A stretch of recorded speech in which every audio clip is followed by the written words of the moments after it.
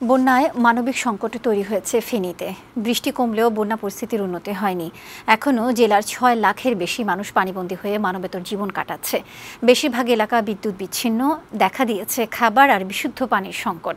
ফেনী সংবাদদাতা রাজনাথে পাঠানো তথ্যচিত্রে খালিদ হাসানের প্রতিবেদন।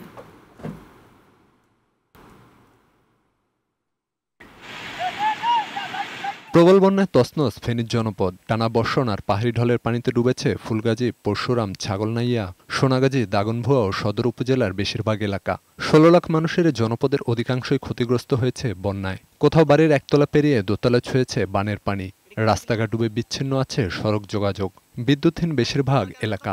হঠাৎ করে ১ ঘন্টার ভিতরে দেখি যে প্রায় শাঁসা করে আস্তে আস্তে আমার ঘরের উপর উঠে যায়। এরপর আমার পার্শ্ববর্তী ঘরগুলা সব পানি ভাসিয়ে যাচ্ছে। আমার জীবদ্দশায় আমি আমার এলাকাতে এই পরিমাণ পানি আমি কখনো দেখি নাই। বন্যায় মানবিক বিপর্যয় তৈরি হয়েছে পুরো জেলায়। সেনাবাহিনী, প্রশাসন ও স্বেচ্ছাসেবকরা উদ্ধার কাজ চালালেও এখনও আটকে আছে অনেকে। মোবাইল নেটওয়ার্ক না থাকায় যোগাযোগও করা যাচ্ছে না। আশ্রয় কেন্দ্রগুলোতে গাদাগাদি করে থাকতে হচ্ছে বানভাসীদের। নৌকা গেছে, নৌকায় আমরা কোনোরকম সালে বাই আমরা আছি, ওই তারা রয়েছে, এতটা কি খারাপ জানি না। অনেক বড় করি এখানে ফালা যাতেছি, চলে আসছি। সুপেয় পানীয় খাবারের কষ্টে আছে বন্যা কবলিতরা। দেশের বিভিন্ন এলাকা থেকে স্বেচ্ছাসেবকরা ত্রাণ নিয়ে এলেও পৌঁছানো যায়নি দুর্গম এলাকায়। আমরা কিছু জানা হয় না, 2 কেজি চাল, 1/2 কেজি তেল আর 1 কেজি আলু দিয়ে চলে আমরা দিবার জন্য।